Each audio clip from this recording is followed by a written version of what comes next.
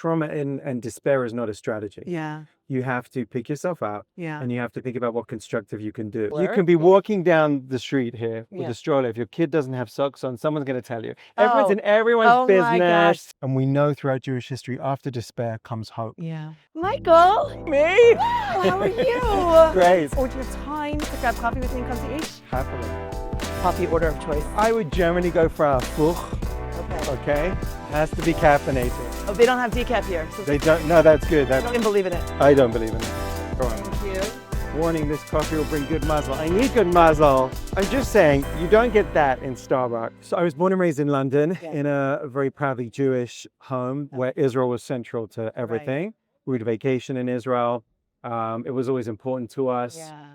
And so I guess it was natural that at some point I'd want to move here.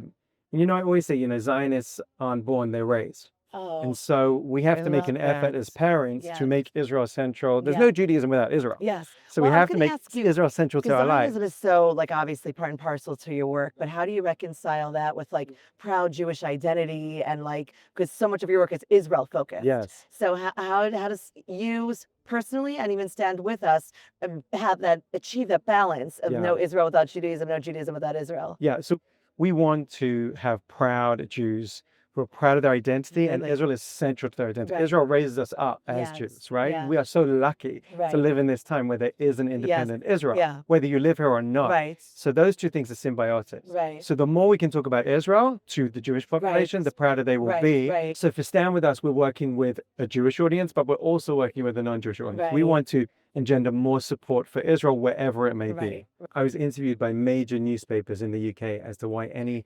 self-respecting British citizen would want to move to a war zone. It was the Second Lebanon War. Wow. Right? I mean, fast forward since then, Yeah. we've had Second Lebanon War, Yeah. we've had all these different campaigns, Yeah. we've had, and now October the 7th, the Yes. Iranian War. Yeah. I mean, the things that we have seen and experienced, I wouldn't change a thing. Right. And I wouldn't COVID in change the a middle thing, of it neither would all, you, right? No, Wouldn't not change in a a thing. million Never look years. back for a I minute. feel that it's such a blessing to live here, and it's such a privilege. And every single moment, I thank God, and I do not take it for granted. The period immediately after October the 7th was Yeah. hugely troubling. We're living through historic Yeah. times.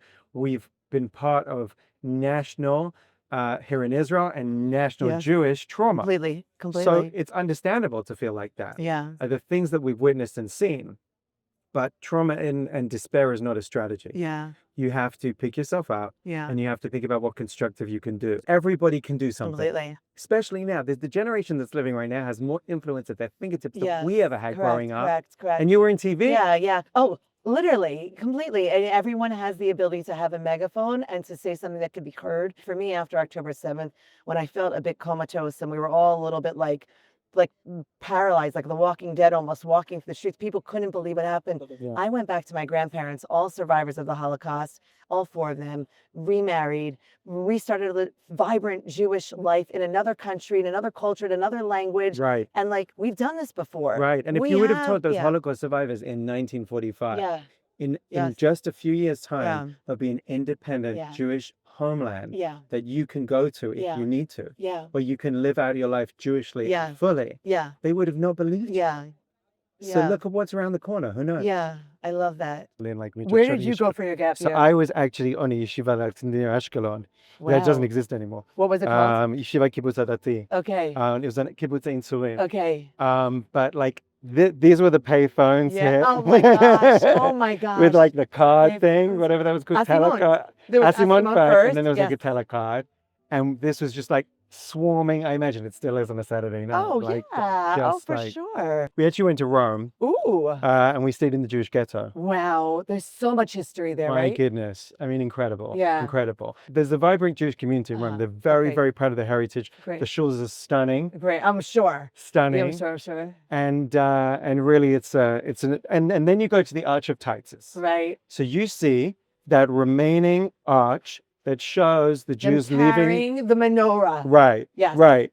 So you see that proof Yes. of our ancestry to this Yes. place Yes. in Rome. Unbelievable. Right? Unbelievable. And they obviously kept it as a Yeah. sign of them, success, conquering. occupying Yes, us, yes. conquering us. And now we look at it and think, wow, Where are they? And here we are. 100%. That's what we do. So you are an author. I am. Yes. I have written 8 cookbooks. And I actually think there's nothing harder than writing a book. Yes. Do you feel the same way? I agree with you. It was a long process, Right. the labor of love. Yes. So yeah, I mean, I had this idea, having lived here for a while, that Israelis are unique Yeah. and they're uniquely resilient. Yes. And so I wanted to explore that. So it's called Israelians. It's called Is Resilience. Is Resilience, what is like the- Israeli resilience. Because I was reading it is resilience. but Is you're saying resilience. Is resilience. Is resilience, Yeah. like Okay, got it, Israeli right. resilience, Yeah. what Israelis can teach the world. Yes.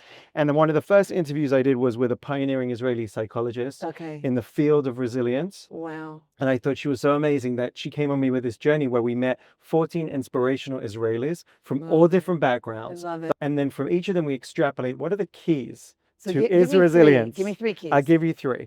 Okay, so empathy, the idea that I have that in abundance. you certainly do. You certainly do. So you feel something, you know, you Yeah. feel you when you're in the moment, even in a moment of trauma, you Yes. feel it and you really relate to it. You don't push it out. You don't compartmentalize so it. important. to Israelis feel are the never worried to show you their emotions, Right, right? right. They feel it. The second key is flexibility, right? Ooh. As you know, Israelis, as soon as Right. they have a problem, they find a way around it, Right. right? It comes from the army or always just going around. always going around a shortcut, right? yeah. You know, so that flexibility to be able to get past trauma and find a different way. Okay. And then finally, meaning making. How do you take hardship and make meaning from it? I mean, that's the story of Right, Israel. right. You see it in abundance. Post October the 7th, what's the Right. first thing people did? Make meals for each other, Sure, support each other, sure. help each other. So Correct. if you can do that, like Viktor Yeah. Frankl said in the Holocaust, Right. in his book, Man's Search for Meaning, Yeah. then you really are making yourself Yeah. more resilient as a person. Can I ask you, or just maybe put out there, you're saying it's an Israeli trait.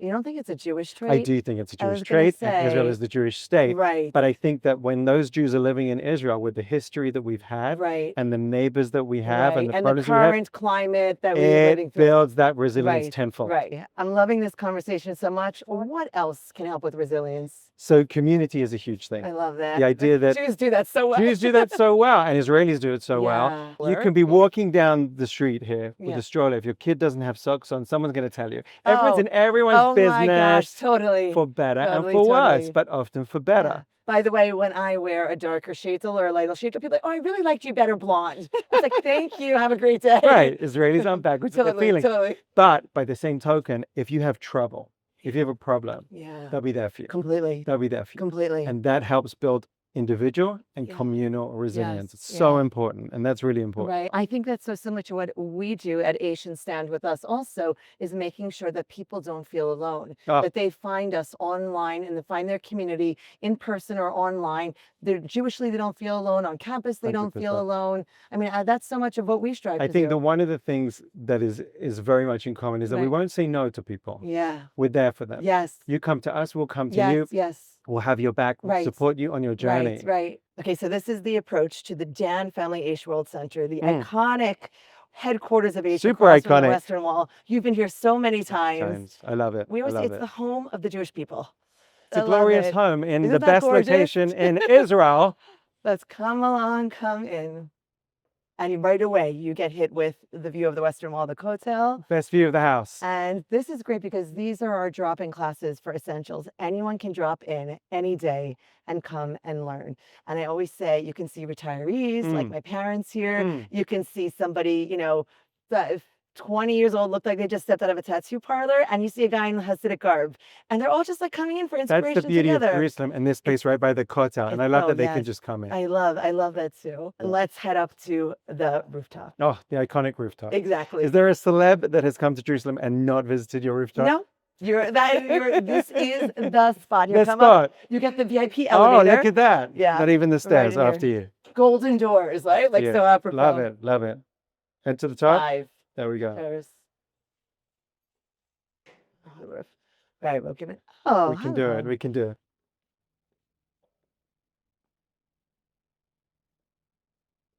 Wow. It never gets old. No, I Like, was going to say you never get tired I'm of here this. almost every single day, Stunning. and this is Absolutely stunning. such a great vantage point to see everything. Michael's an educator who spent so much time educating about Israel and, of course, Jerusalem. What strikes you when you're here? What are you looking at? What draws your eye?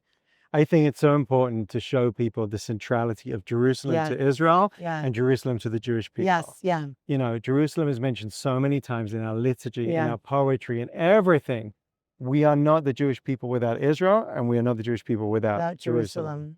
So Michael, as we stand here, this is where all prayers, this is where heaven and earth meet, where God's divine presence has never left. All prayers from all over the world travel here first before going up to heaven to God.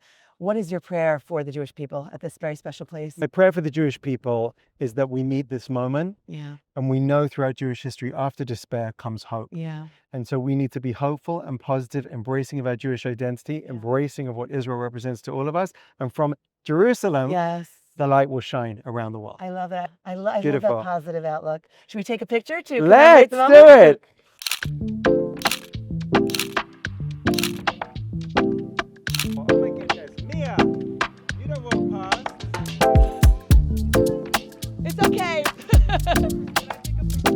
And you can take one with us. Yes. Thanks, guys. Okay, so I will have a cold coffee with almond milk. Yeah, cold coffee with regular milk. Thank you. So not trendy. Is it not? No, it's regular milk. Oh, you only have whole milk. Okay, let's real milk. Real milk. That's because it brings a real milk.